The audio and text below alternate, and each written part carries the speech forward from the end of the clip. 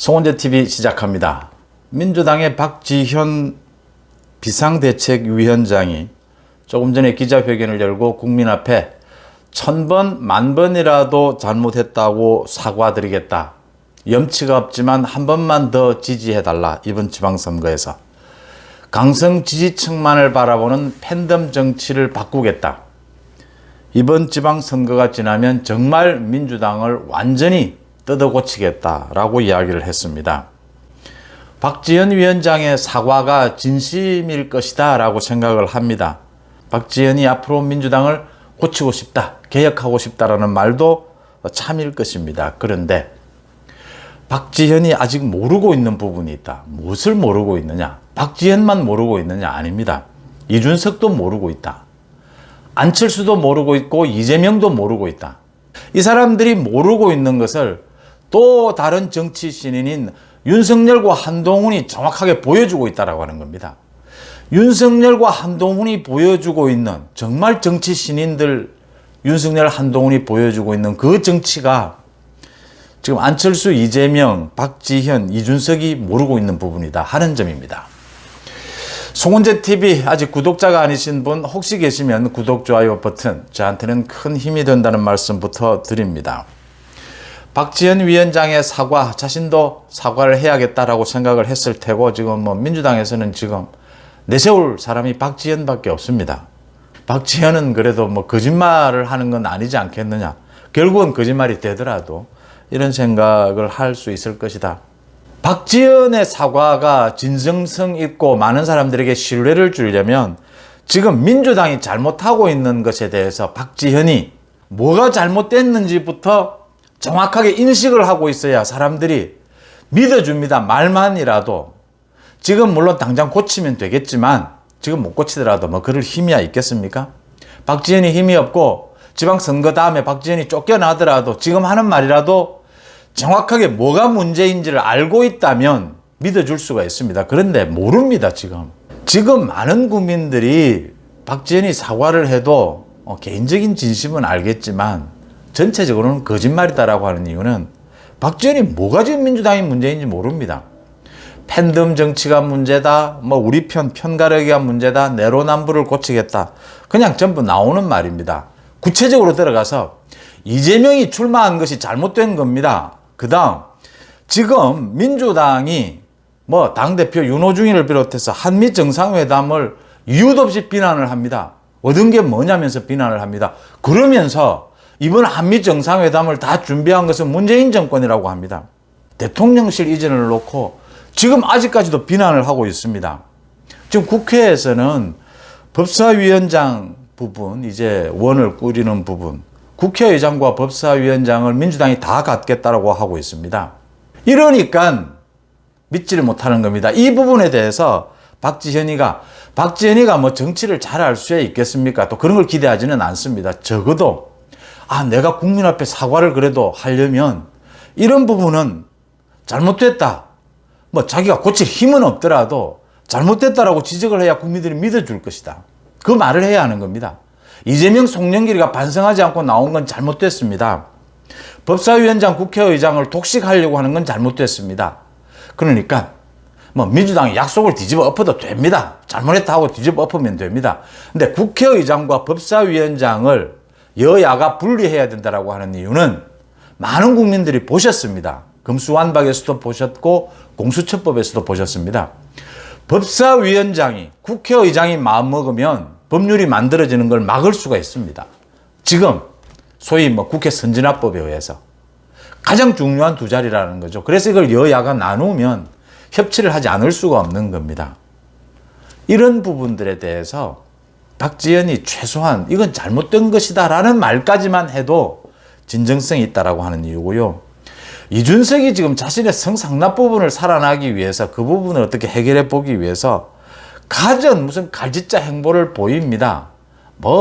윤석열 대통령에 대해서는 가전 아부를 하고요. 또 안철수 위원장에 대해서는 또 해서는 안 될 과거에 윤석열 대통령 후보에게 한 것 같은 그런 계속되는 비난, 공격을 하고요. 나름대로 뭔가 자기 살 길을 찾으려고 하고 있습니다. 그 다음, 안철수가 분당에 출마한 것은 안철수가 분당에 출마하고 난 이후에 아무도 기자들도 별로 정치부 기자들도 가지도 않습니다.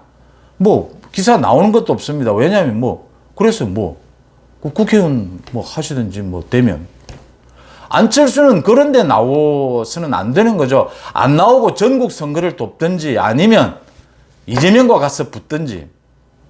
이재명과 붙어야 전국적인 관심을 끌고 안철수가 왜 차기 리더십인지를 보여줄 수 있는 것 아닙니까? 똑같은 이야기입니다. 이재명이 지금 개항에 나와서 윤영선 후보한테도 안 됩니다.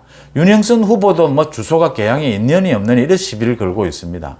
이재명은 이기지도 못하겠지만 이겨도 진 겁니다. 이재명이 뭐 자신의 입으로 자기는 뭐 대통령 후보고 자신은 전국구다, 뭐 개항이 지역구가 아니지 않느냐라고 그 입으로 떠드는데 그러려면 싸움부터 좀 격조 있게 해야 되는 겁니다. 그런데 지금은 윤영선과의 싸움의 수준에서도 진 겁니다. 싸움 수준에서도 윤영선 후보가 당장 이야기했지 않습니까? 뭐 묻은 개가 뭐 묻은 뭐 개를 나무를 하느냐. 지금 이재명은 스텝이 꼬이다 보니까 엉망이 된 겁니다. 제가 이 네 사람을 거론하는 이유는 윤석열과 한동훈이 보여주고 있는 정치와 다르다라고 하는 겁니다. 뭐가 다르느냐? 딱 한마디입니다. 윤석열, 한동훈이 보여주고 있는 정치는 선이 굵은 정치, 소신의 정치입니다. 이 네 사람이 보여주고 있는 정치는 이익의 정치, 정말 계산하는 정치입니다. 자기 이익에 따라서 이렇게 바뀌고 저렇게 바뀝니다. 윤석열과 한동훈이 보여주고 있는 정치는 좀 손해가 오더라도 소신 있게, 선이 굵게, 통 크게 가면 국민들이 언젠가는 알아주실 것이다. 정치를 처음 하는 사람들인데도 윤석열 대통령과 한동훈 장관은 이런 모습을 보여주고 있습니다. 윤석열 대통령은 정치에 들어오고 난 다음에 전부 손해보는 일만 했었어요. 사실은 정치적 계산으로 보면 이 안철수나 이재명, 박지현이나 이준석은 계산하지 못하는, 도저히 그렇게 따라할 수가 없는, 그러니까 국민의힘에 왜 입당합니까? 입당해서 얼마나 큰 위기를 겪습니까? 그 다음 입당하고 난 다음에 막 홍준표, 유승민 온 공격을 받으면서 지지율 폭락을 겪습니다. 정말 이건 제 소신이었다 라고 버팁니다.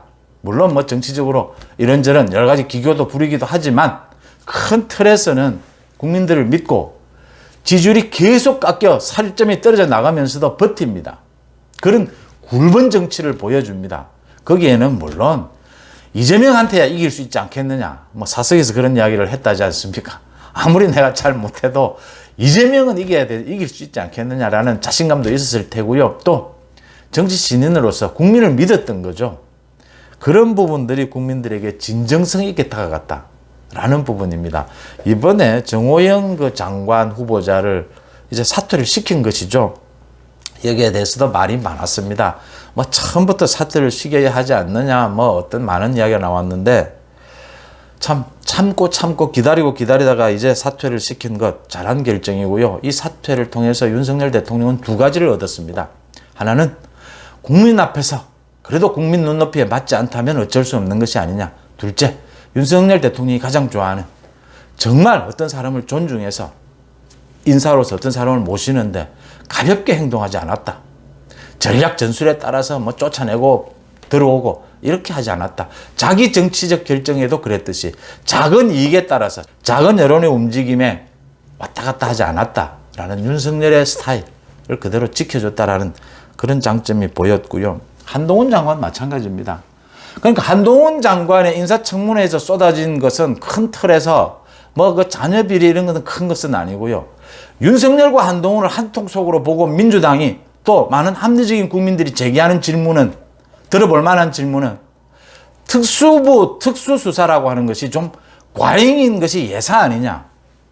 소위 검찰 만능주의, 수사, 뭐 검사들이 나서서 세상을 바로잡을 수 있다라고 생각하지 않느냐. 언제나 좀 이렇게 과잉, 오버하는 것이 아니냐라는 그 지적은 설득력이 있는 겁니다. 그 부분에 대해서 한동훈 후보자가 대답한 겁니다. 인정한다라는 거죠. 말은 하지 않았지만. 그런데 한동훈 후보자가 물었던 게 그겁니다. 그러면 조국에 대한 그 수사를 하지 말았어야 하느냐. 이래서 수사가 과잉이 됐다. 왜? 조국은 누구도 상상하지 못했던, 우리 전례가 없었던, 조국은 검찰을 향해서, 자기 일을 수사하고 있는 검찰을 향해서 왜곡하고 있다. 수사를 왜곡하고 있다. 사실을 왜곡하고 있다라고 공격을 했다. 그런데 어떻게 검찰들은 가만히 있으라고 하는 것이냐? 제가 매일 말씀드리는 부분입니다. 특수부 수사가 과잉이 좀 될 수밖에 없는 까닭은 대한민국에서 힘있고 돈 있는 놈들과 싸우는 게 특수부 검사들입니다. 힘있고 돈 있는 놈들이 잘못을 저지르면 그걸 때려잡는 것이 특수부 수사입니다. 조국이 그 예입니다. 수사에 나서서 때려잡지 못하면 검사가 죽는 겁니다. 죽기 아니면 살긴 겁니다. 왜냐하면 조국이 대한민국의 2인자였지 않습니까? 그 이야기를 하고 있는 겁니다. 그 이야기에서 한동훈이 이렇게 피해갈 수도 있고, 한동훈이 뭐 여러 가지, 뭐 국민들 앞에서 공손한 모습, 민주당 앞에서 공손한 모습, 검수완박 앞에서도 다소곳한 모습을 보여서 좀 어떻게 이 인사청문회 국면을 잘 넘기자 여러 가지 계산할 수 있을 겁니다. 그런데 한동훈은 그러지 않았습니다. 당당하게 그냥 싸운 겁니다. 자기가 갖고 있는 소신이다. 이게 통하지 않으면 이 한동훈을 쓰지 마라. 그거지 않습니까? 국민들이 이걸 용납해 주지 못하면 이 한동훈을 내쳐달라. 윤석열 후보가 보여준 그 자세 그대로지 않습니까? 안철수, 이준석, 이재명, 박지현이 보이고 있는 정치 행태와는 다르다라는 느낌이죠. 이게 선이 굵고 선이 가늘다라고 하는 겁니다. 이 선이 가는 이 정치는 우리 한국 정치에서 큰 족적을 남긴 적도 없고 남기지 못한다라고 하는 겁니다. 정치를 계산하지 않고 정치를 할 수는 없죠. 그렇지만 정말 국민, 유권자를 믿고 큰 길로 가야 한다. 그 길로 가다 보면 좀 손해를 봐도 결국은 이기고 국민들의 지지를 얻게 된다라고 하는 부분입니다. 오늘 박지현의 사과를 보면서 제가 말씀을 드렸습니다. 박지현이 뭐 앞으로 정치를 계속하겠다라고 하니까 얼마만큼 큰 정치를 하게 될지는 모르지만 지금 박지현이 뭐 노련한 정치가 일 필요도 없고요. 정치 계산을 뭐 많이 할 필요도 없습니다. 그런데 국민 앞에서 사과를 하려면 뭘 잘못하고 있는지 지금 고칠 힘이 박지현에게 있다고 생각하지 않습니다. 또 고칠 것이라고 믿지도 않습니다. 최소한 민주당이 뭘 잘못하고 있는지는 꼭 집어서 이것이 잘못하고 있다라고 본다. 이걸 고치도록 노력하겠다 말은 해야 진정성이 있고 그래도 국민들이 한번 쳐다볼 수 있는 것 아니냐. 정치, 윤석열과 한동훈을 보고 배워라. 기성정치인들이. 제가 그 말씀을 드리고 싶습니다. 송재TV 마칩니다. 고맙습니다.